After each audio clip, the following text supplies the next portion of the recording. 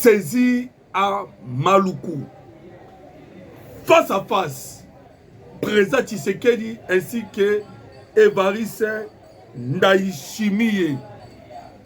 Dernier virage. Ni les ali kolekana. Mbote na bino ba papa, mbote na bino ba maman, mbote na bandeko ba congolais nyonso de partout. Ba ebozali ko anda biso en direct na chaîne na bino, chaîne na biso. Toza na esengo, bandeko ba congolais ko beta elongo na bino masolo o etali la République démocratique du Congo. Bandeko ba congolais. Je pense que mon ninga na yem nazali motema moto parce que il y a des actualités o uti kokweya kaka sikoyo o ko surprendre bino bandeko ba congolais na momo tozo beta bino masolo. Alors toko solo là bino bo sunga biso kaka to aimer émission to commenter to partager na ba commentaire bandeko ba congolais nazana posa na bino to répondre à to chole na yango na benge abe to répondre chole na ba commentaire to répondre chole na ba commentaire oye bisabiso ozali ko na biso wuta wapi et bandeko ba congolais êtes-vous pour ou vous êtes contre le changement de la constitution parce que voilà tozali ko beta quand tali changement de la constitution, et ali droit pe na devoir ya mutu ko sala choix. Oh ya moni akopona. Voilà pourquoi tozolo banabino bandeko ba congolais na ba commentaire yo komela biso kaka. Donc to kobeta masolo. To koyebisa na bino la situation en ce moment il y a Est République démocratique du Congo. Qu'est-ce qui se passe en ce moment? Parce que awa ba alerte eza ebele awa tokobeta plusieurs alertes et utiko kwea siko na lobi bien sikoyo tokobeta isolo na ngo. Situation Est à son ensemble tokobeta lisolo ya deuxième ultimatum na lobi bien deuxième ultimatum. Ultimatum à Liboso, au Pesaki, Rwanda. Il y a le 15 juillet, Rwanda est allé Congrès américain. Deuxième ultimatum, et où tu koya. Au Ekoyi Sikoyo, ils allé la décision na niveau du Conseil de sécurité. Alors, il y a un Ekoya date le 26 juin au Touzani. Bande Koba Congolais. Voilà pourquoi on a dit que ndenge toko beta bino masolo eza ya koyinda ba ultimatum, je m'excuse un tout petit peu, voilà. Donc dès que toko beta bino masolo deuxième ultimatum, une bonne nouvelle pour la République démocratique du Congo et banani ba travailler en la France, Grande-Bretagne, États-Unis d'Amérique. Mais ne pensez pas que la France a commis le malam. C'est grâce aux États-Unis d'Amérique ainsi que la Grande-Bretagne de bloquer France. France a sur la choité. Voilà pourquoi tu peux taper du solon awa nabino bandeko naba détail nyonso bokoyoka premier et deuxième ultimatum ndenge makambo zo kende kosila. Toko solo la paix. Les enjeux Nini batami sima rencontre ya président Tshisekedi na Évariste Ndayishimiye. Parce que bandeko ba congolais tolani na ba chaîne ya étranger nyonso RFI, France 24, TV5, Jeune Afrique. Bake kobenga Jean-Jacques Wondo. Je pense que bandeko ba congolais boyebi Jean-Jacques Wondo, la personne qui a qui complicité pour que coup d'état et salama au bakangaki au moment où Belgique était prêt, il y a quatre relations avec la République démocratique du Congo kaka pona likambo etali Jean-Jacques Wondo. Alors bandeko ndetolo banabino awa babimisi ba vérité. La France agitée, le Rwanda agité, na rencontre ya président Tshisekedi na Evariste Ndayishimiye toko beta pe masolo wana na kati ya émission. Toko solo la paix dossier ya 853 Mobondo. 853 Mobondo, bandeko, un beau travail et salami, arrestation, Namanduki, lance-roquette, AK, toutes sortes des armes, Namaboko Nabongo Kangami. Je vous dis, bandeko congolais, il y avait une préparatif, il y a qu'à déstabiliser la ville, province de Kinshasa. Alors, bandeko congolais, Nasukina Nouana Namakambotali annonce dans un sens à la binoka Kadisusu, to aimer émission, to commenter, to partager. Alors, bandeko, au côté, au aimer. Au côté, au commenter, au s'abonner, abonnez-vous massivement et kobo sanate. Cloche, ya noir, final pour que ozanga kateba information ainsi que des analyses, ya makambotali, la République démocratique du Congo, mboka nabino, mboka nabiso. Maton no mingi nabino parce que vous avez déjà ébélé, to aimé pour te permettre de commencer à adhérer. Je m'excuse. Nazali ko sa pression en tout cas, je m'excuse. Sauf que moi to senga ezaka apona te permettre que live que début sinon les Rwandais nous attaquent à tout moment. Merci. Boyoka. D'abord, to ba une information oyo. Poto kene musika. Boyoka bandiko bakongo. Minemwe. Ils veulent faire taire les armes du savoir.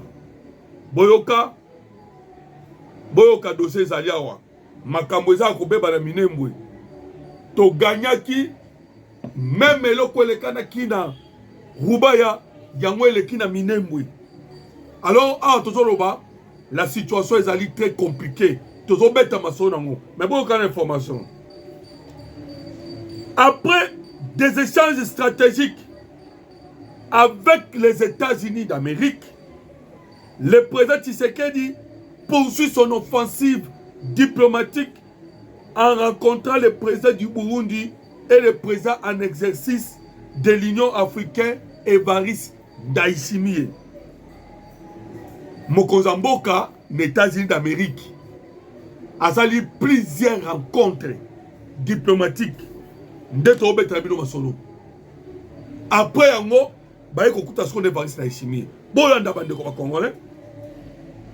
tous les regards se tournent désormais vers les prochaines évolutions sur le terrain.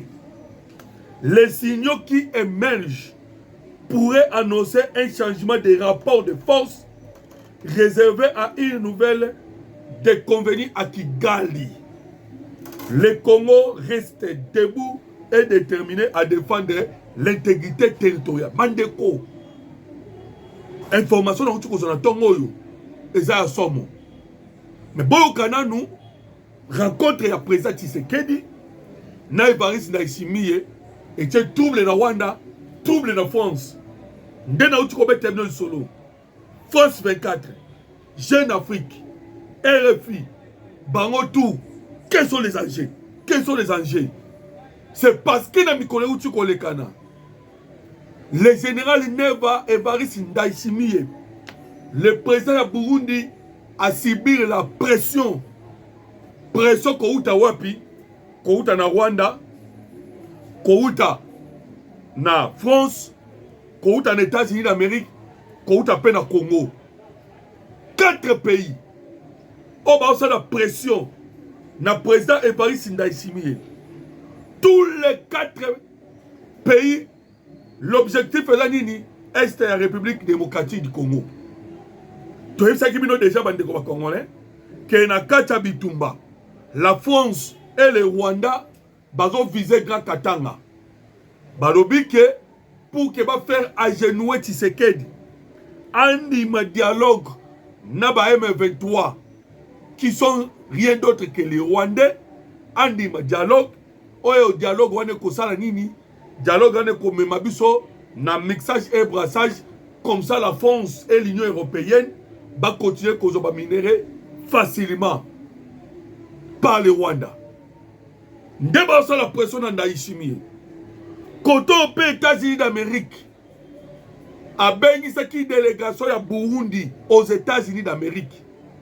Les États-Unis d'Amérique aussi ont ça la pression na Burundi pour permettre Burundi na Ouganda to encercler Mbamoko Kagame. Alors vous comprenez que les deux pays ont enjeu des gestes comme Yuana.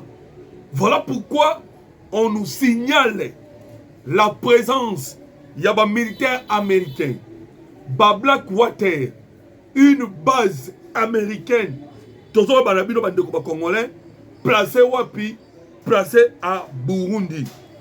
Pour nini, bande congolais. Événement mounene zoya. Événement ya mounene ezoya.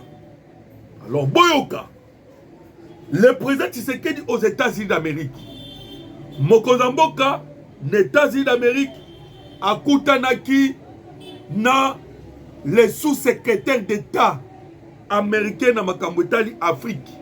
Babetali Masolo. Après Kokutana ye, boyebi que les sous-secrétaires d'État américains, au Etali Makambu Afrique, yepe a rencontré qui ba opposant rwandais. Ba opposant rwandais ya mukili mubimba. Bakutanaki. Bayokanaki 8 points. Bande ko balandanga ngai na kendaki na ba détail ya ba 8 points nyonso wana. Et parmi les 8 points, point moko eza na kati wana eza 6e point. Na 6e point, décision ezalaki nini? Bayebisaki les opposants rwandais bakutana na ba autorité ya région de Grand Lac Mobimba. C'est-à-dire bakutana président Tshisekedi, bakutana Evariste Ndayishimiye, bakutana Yoweri Museveni, bakutana na William Ruto, Mama Samia, bakutana na Joao Lorenzo, tous les présidents ya région bakutana babeta masolo parce que na 8e point ya ba décision ba opposant rwandais bazwaki na États-Unis d'Amérique na misuya sous-secrétaire d'État américain balobaki na 8e point il faut l'organisation des élections au Rwanda sans Paul Kagame.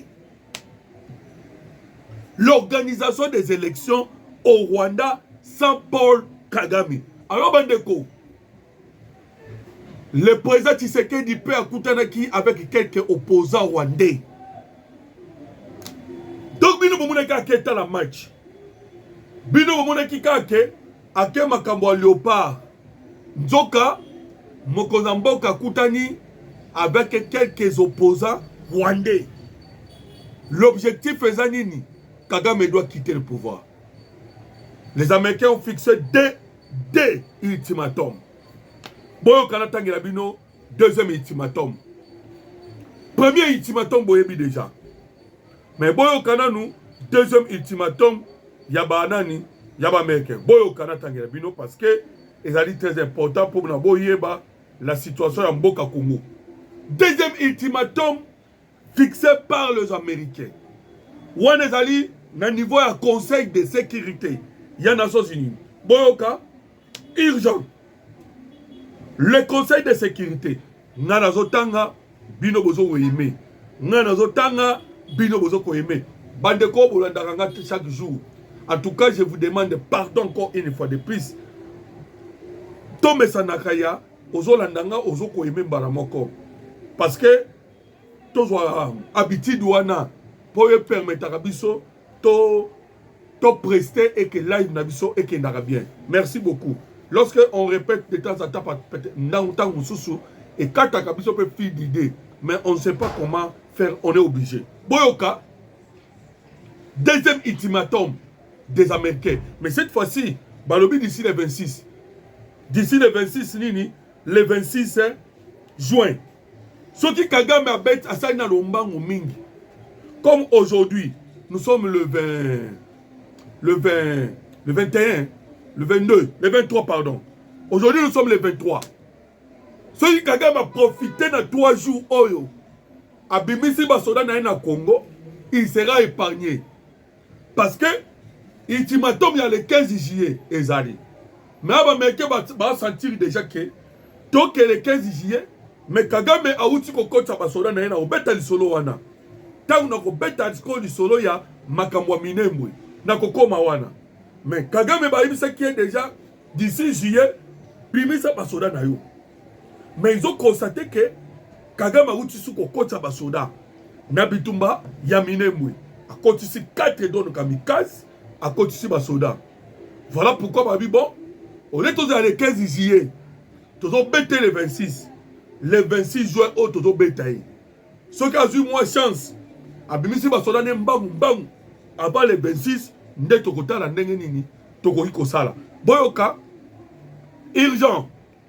Le Conseil de sécurité de l'ONU, à l'initiative,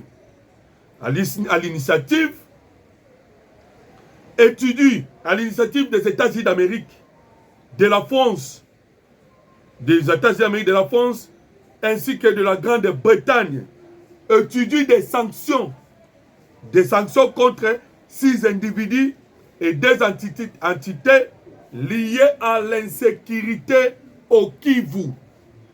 Boyoka, les rapports évoquent des exactions du M23 RDF, Touranari Red Tabara, et citait des suites du Rwanda, régulièrement attribuées au régime de Paul Kagame dans la crise persistante.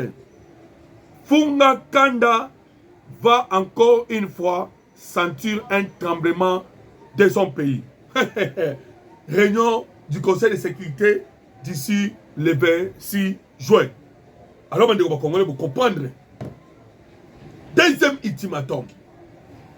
Premier ultimatum, Boyokaki déjà. Premier ultimatum. Les États-Unis d'Amérique, à quoi ça qui déjà? Nandela ya Congrès.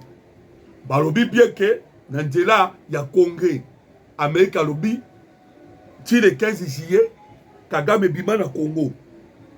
Kagame libéré l'Est de la République démocratique du Congo. Voilà le premier ultimatum. Deuxième ultimatum, il y a un Koyoka. Le 26 juin. Le 28 juin, Zanini, Bazo Beta, 6 personnalités dans 2 entités. Entreprise ou quoi que ce soit, Mbala Mususu, Yemoko Paul Kagame, à cause de frappe. Todo Samino, Mbabusu Yemoko Kagame. Alors, Mendeko, Boyoka Sikoyo, Kagame na mutu makasi. Ndenge toyebisi na bino ke makambo ezobunda. Les États-Unis d'Amérique balobaki déjà que Kagame faut abetama na minduki mibale. Alors les minduki mibale o balobaki faut babeta na Kagame. Ezali munduki ya diplomatie, ezali munduki ya économie. O balobaki babeta na Paul Kagame. Voilà pourquoi le président Tshisekedi est tenté de frapper fort. Et le monde américain n'a de la diplomatie. On dit cette fois-ci, na document na outi kotanga, babendi France, babendi Grande-Bretagne, na bango américain, basangani, balobi le 26, bakotisa Conseil de sécurité pour babeta maintenant Yemoko Kagame. Côté économie sikoyo. Côté économie, Ndebozoyo Kasikoyo, le 15. Kagame a frappe à Bakassi. Le 15. Donc, nous sommes mis en place pour nous mettre fin à Paul Kagame. Alors, on dit que Congolais, Boyoka, Kagame a têtu, ne regrettez pas l'information dans l'Opé Sabino. Dans le bien, bon regretter l'information dans l'Opé Sabino. Nous allons continuer à conseiller dans la bino. Tu aimes l'émission, tu commenter, tu partager, parce que tu as déjà attaqué sur la vie. Voilà pourquoi tu as aimé, tu commenter, tu partager. Live tu as complètement. C'est parce que Bajé Mezanase et les Rwandais sont en train de faire n'importe quoi. Bandeko, to aimer, to commenter, to partager, to commenter. Comment kaka, bonjour de Komoloto, nazolanda yo na tel mboka. 10h23 minutes. Lelo, 10h23 minutes. Un avion est atterri à l'aéroport de Kavumu, au sud Kivu, en République démocratique du Congo. Selon des sources locales, l'avion transporte des renforts, hommes et munitions destinés aux forces rwandaises RDF engagées au front au sud Kivu. Aéroport de Kavumu. Avion Eye, Ekiti. Bande Koba Congolais. Avion rwandais et Ekiti. Na aéroport de Kavumu. Avion rwandais ngozaki na nini? Na ba munitions. Na batu. Pona kwa ko ravitailler nani? Ba Twiranarero. Bitumba ya Sud Kivu. Et vous savez pourquoi? Parce que Touti Kozoba unité spéciale. Je m'excuse. Dans notre tribalisme. Mais bon, il y a Congolais. Ba unité spéciale autour cette fois-ci. Et les Alinango, majoritairement, ce sont des Kassaïens. Ah, tu as la vérité.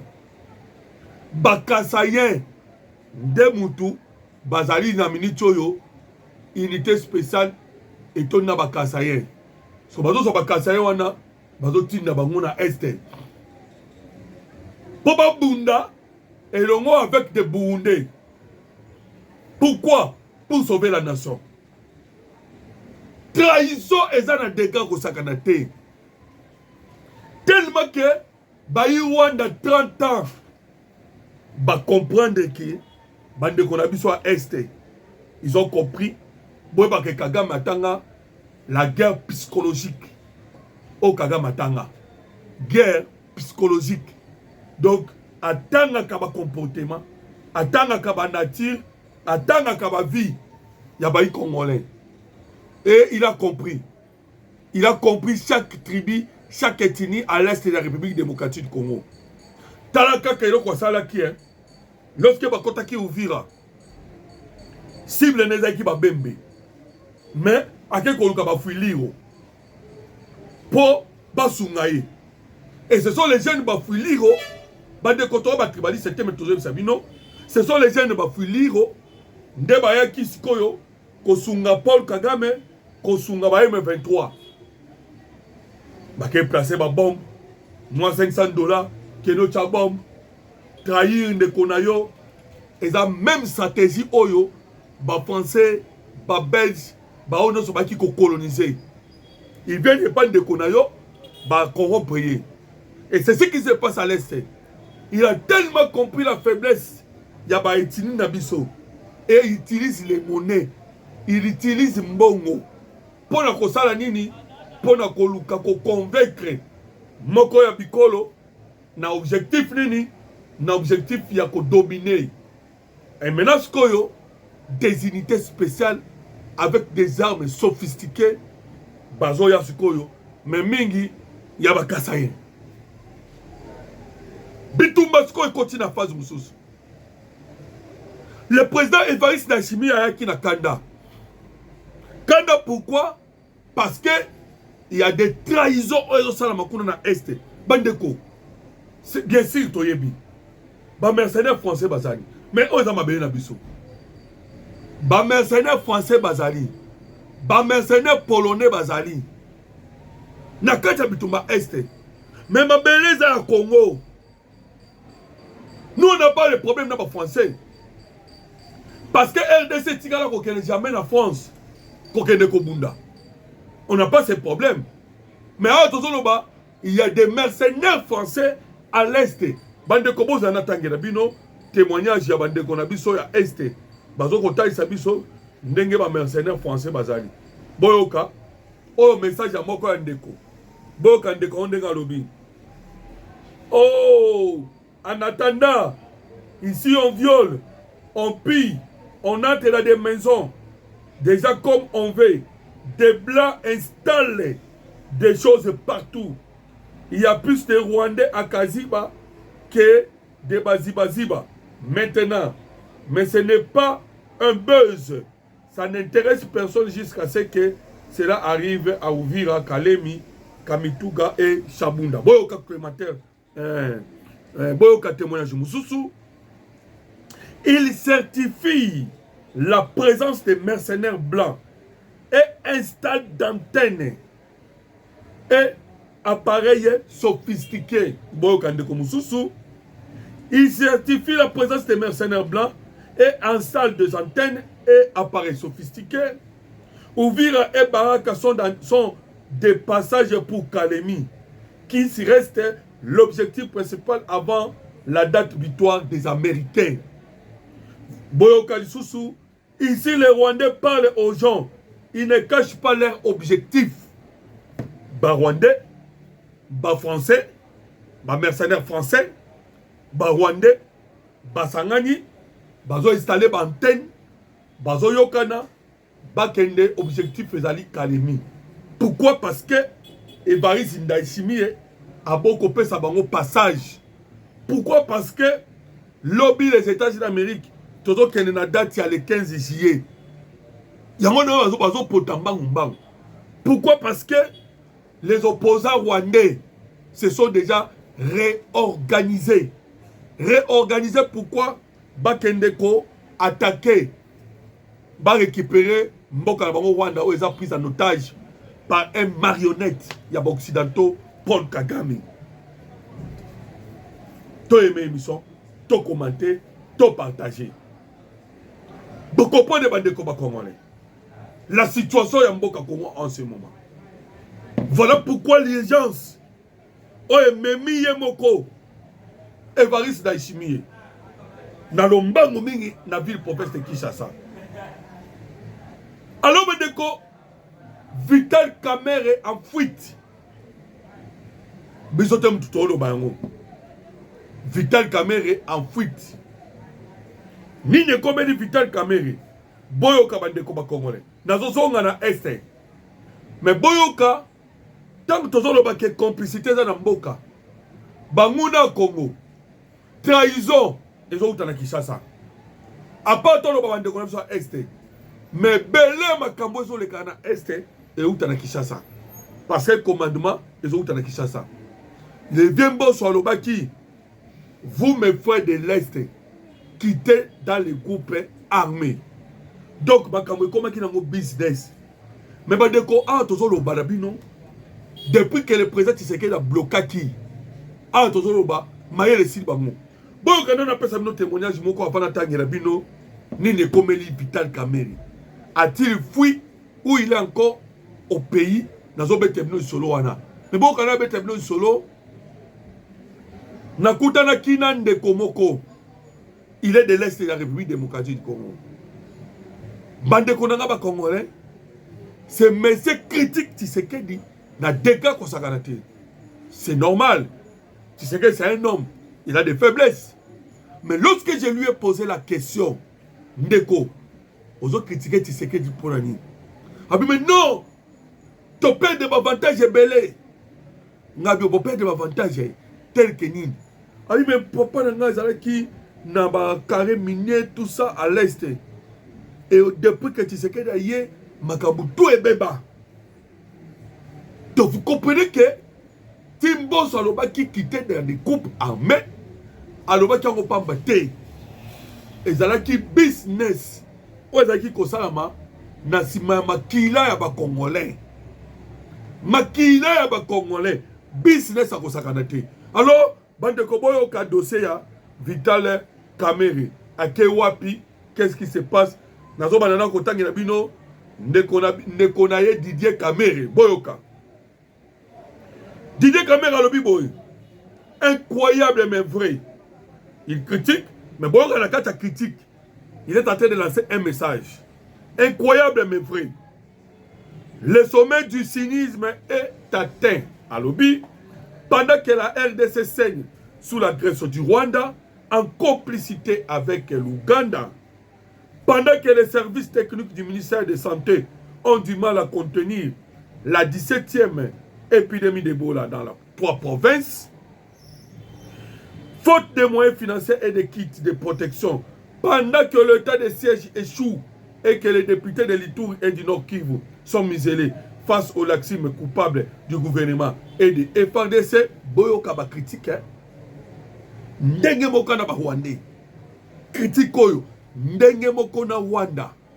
Boyoka, c'est en ce moment précis que choisit le Fils de l'homme pour s'offrir un énième voyage de luxe aux États-Unis d'Amérique, accompagné d'une gigantesque délégation d'amis payés par les contribuables, juste pour aller regarder les matchs patati patata. On a critiqué Oyo, Ezali Nani, Didier Kamere, le petit frère, il y a Vital Kamere. On a appelé membre, il y a INC. Toza Kunate. Mais bon, Kaskoyo, lobby sous Azongi pour une révélation. Boyo Kabande Koba Congolais. Didier Kamere lobby sous Boy. Enfin, le grand Moualimou a accepté de se retirer.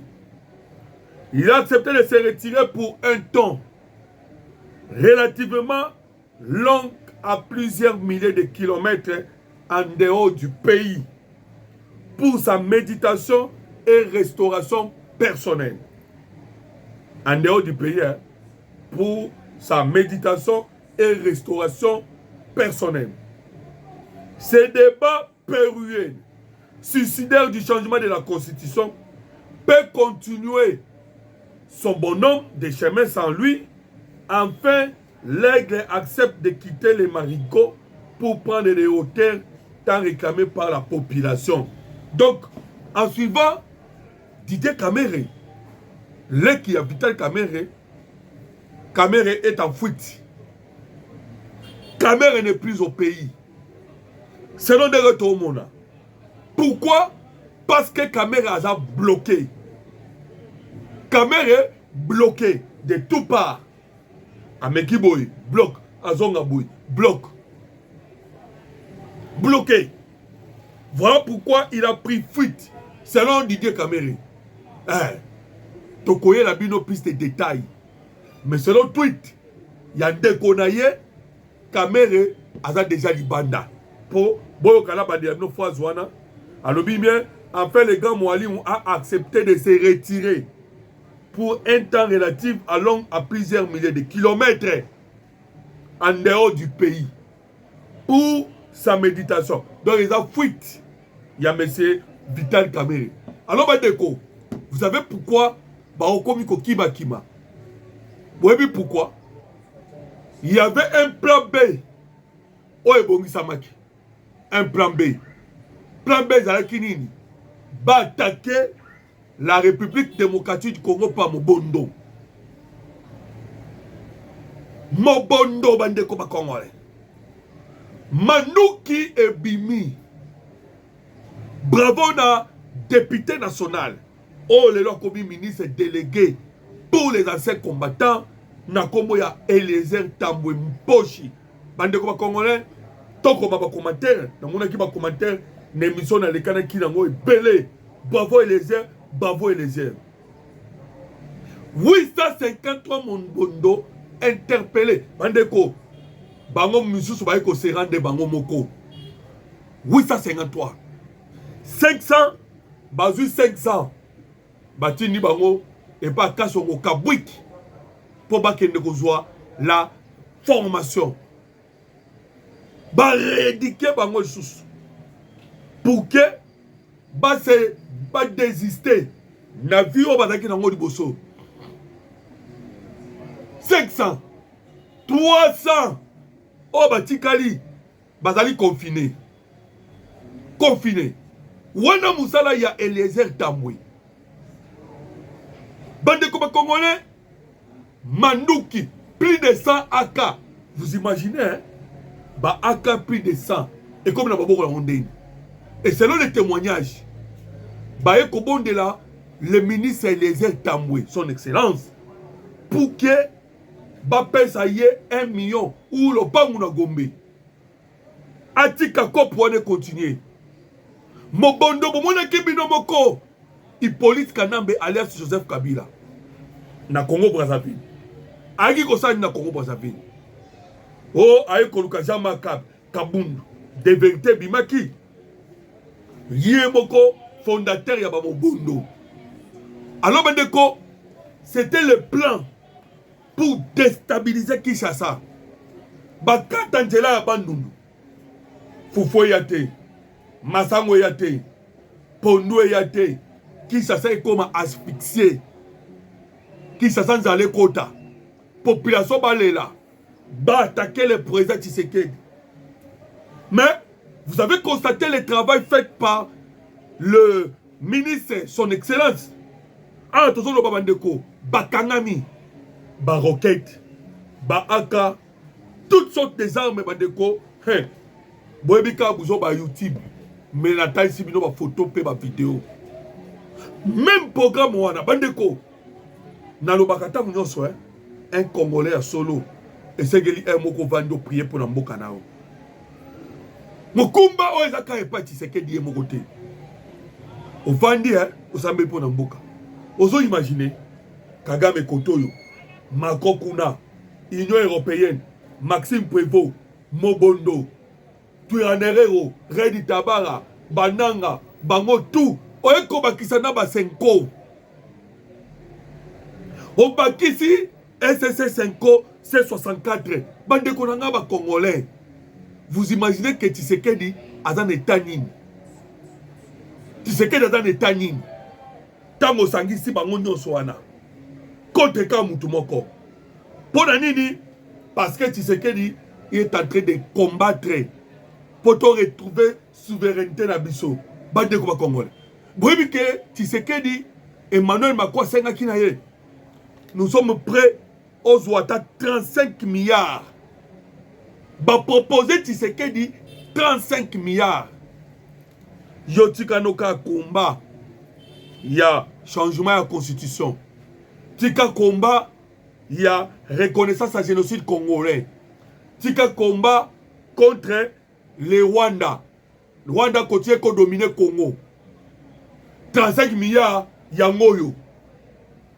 Erreur Mandela Salaka. Mandela Salaka erreur Rwanda. Yanini Andi Malape Ekota. Nabanani. Nabato apartheid.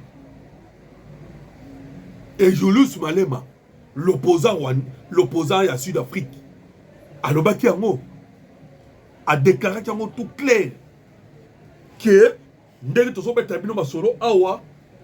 qu'est-ce qui se passe? Mandela nous avait trahis. Il ne fallait pas Mandela Andima. Nyoso Andima qui? Normalement, il fallait reconnaître le génocide à Bazulu. Mais le Kakabongo. Même pression au Tshisekedi a subi en ce moment. Bande de Congolais, tu aimé l'émission, tu commenté, tu partagé. Bolanda. L'IDPS saisit la justice pour traquer tous ceux qui commettent des actes contraires à la loi et prétendent être membres de la force du progrès sans avoir la qualité. Augustin Kabouya entend remettre de l'ordre dans ses rangs. Je pense que Bolandi va découvrir Congolais. L'IDPS saisit la justice pour traquer tous ceux qui commettent des actes contraires à la loi, prétendant être membres de la force du progrès. Nous sommes des apprenants. Les alliés parce que Boyoka, Bouzoba Moko Boye Salami, on attribue cela à la force du progrès. Ok, et là la force du progrès. Boyebi déjà que Bango Moko Basi va créer force du progrès na Bango. Oh, ils ont commettre ma bavure. Force du progrès na Bango qui commettre ma bavure. Bavure non, et ça y a IDPS. Voilà pourquoi IDPS est le bon. Le corps a bien bobika force du progrès, force du progrès. Tous les forces du progrès ont commettre bavure. Justice Kangaï. Maintenant, c'est par là. Neto koya kolokota Bango Moko. Ba oyo Bango bazotinda. Déjà la décision est tombée. Les attaques dirigées contre l'église catholique. Il y a eu les attaques contre l'église catholique. Voilà, ils allaient la force du progrès fabriquée. Ils ont attaqué l'église catholique pour que les match salmonobo. Il y a un Augustin Kabouya a coupé court. Les attaques dirigées contre l'église catholique interviennent dans un contexte marqué par la multiplication des violences, des discours de haine, d'appels publics à meurtre et d'apologie, d'assassinat des voix dissidents au pouvoir, des voix et des intimidations dans l'espace public. Oh, bah attaquer l'église catholique, parce que justice y a moi. Et qu'on kanga mututu. Parce que les forces du progrès, moi, on débat qui attaqué les catholiques à thé. Parce que ton a déjà compris Cholé. À défendre les forces du progrès dans Bango, il y a C64. Parce que Cholé a un membre C64. Défendu les forces du progrès, il y a C64.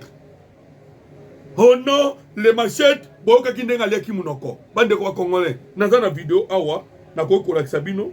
Bomo na bino moko, ndenge Cholé azo défendre ba force du progrès na Bango.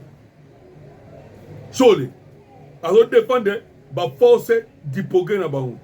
Alors bandeko, awa sikoyo Augustin Kabuya lobi déjà. Oh force du progrès tout. Boyoka Cholé.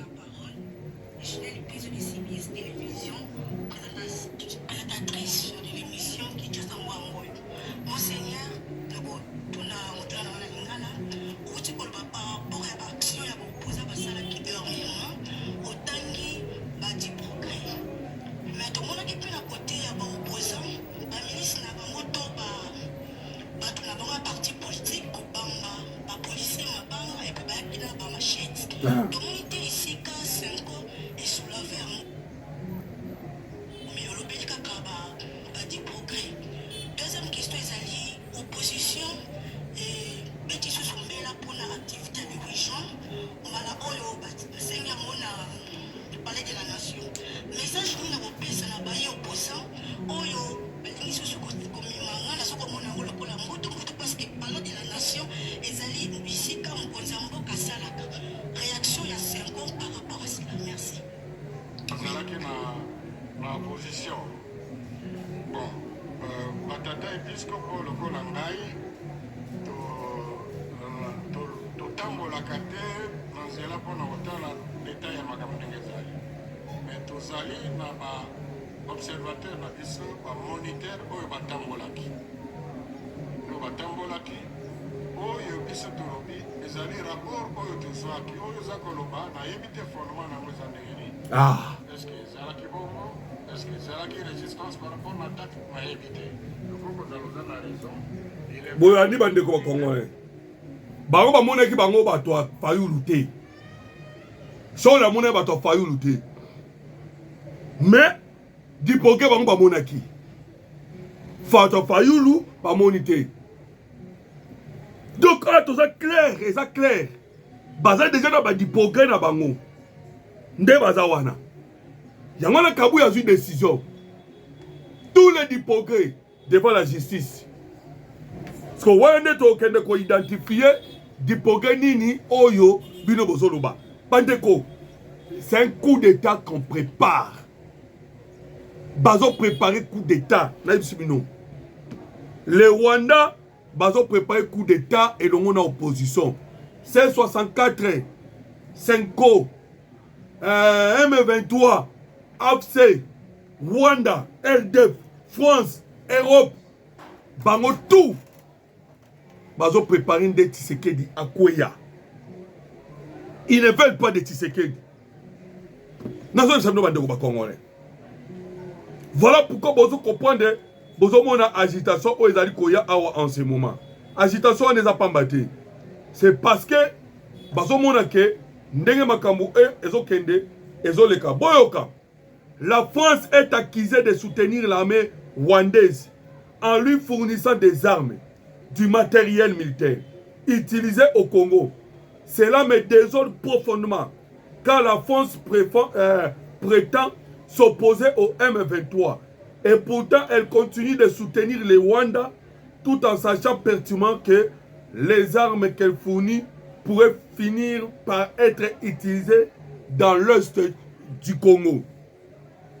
La France a même signé des accords militaires avec le Rwanda, malgré les inquiétudes persistantes quant à l'implication de ces pays dans ces conflits. L'hypocrisie est flagrante alors que les États-Unis d'Amérique ont imposé des sanctions à certains responsables et entités rwandaises. La France continue de renforcer ses liens avec le Rwanda. Voilà pourquoi Charles Onana a tout la question, mais nous acceptons la question de Charles Onana. Génocide au Congo, Holocauste au Congo, l'omerta de la communauté internationale. La France est complice, nous dirons oui. La France est complice. Nakoyoka kaka maloba. Ya Mese Otto Kobenga na Kombo ya Emmanuel Macron. Nous la France et l'Union européenne, nous n'allons pas sanctionner le Rwanda. Ni nous, ni l'Union européenne, nous n'allons pas sanctionner le Rwanda. Donc la France est complice. Charles Onana, soit réponse. La France est complice. Yo tout qui point d'interrogation, nous disons oui. Bati na ba mercenaires. Na est Congo. Ils installent des antennes. Il faut tout ça. Les lots talasco RFI, Tala France 24, Tala Bachen wana nyonso. Boko kabangonde bazali koloba. Ebola, Ebola, Ebola. Ba français. Ebola comme Makasi, Ebola, l'Ebola, Ebola. Information ba appeler Ebola. Victoire Baliopa contre Portugal les athées. Ebola, Ebola. Après Ebola, oh, les manifestants, l'opposition va koufi, l'opposition va koufi. Alors, en attendant, ba bongo, kuna batidi ba mercenaires. Kuna Macron azoloba ko sanctionner Rwanda te. Ba merke ba sanctionner Taliete. Yeka na Rwanda. Azu kotinda na général français Pascal Lani. Aketi na Rwanda. Pascal Lani akena Rwanda. Pene Moubarak. Moubarak ko apesa ka consigne. Pona ba soda na ye ba violer ba mama na biso. Ba bomba à l'est. Moubarak, cité par les rapports des experts à ONU, le monsieur, le chef d'état-major général à Rwanda, sanctionné par les Américains et cité par les rapports mapping.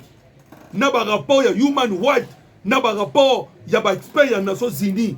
Mais la France a dit général na ye, a kegokuta na Pascal Lani, babeti masolo avec un criminel. On va violer ma maman la biso. Charles Onana, la France est complice. Plus 243, 89, 40, 330, 80. Plus 243, 40, 330, 80, que Dieu vous bénisse.